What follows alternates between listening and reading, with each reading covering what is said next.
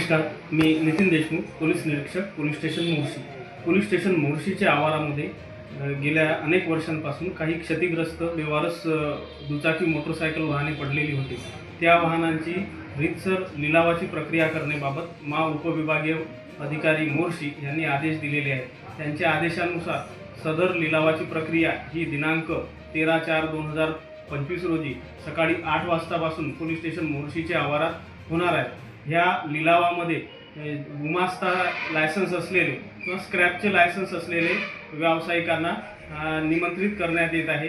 सदर व्यावसायिकांनी ज्यांना लिलावामध्ये भाग घ्यायचा आहे त्यांनी त्यांच्याकडे असलेले गुमास्ता लायसन्स, त्यांचे आधार कार्ड, त्यांचे पॅन कार्ड, त्यांचा GST नंबर व इतर अत्यावश्यक कागदपत्रांसह सदर लिलावामध्ये सहभागी व्हावे. सदर लिलावामध्ये अनामत रक्कम ही 50,000 रुपये ठेवलेली आहे.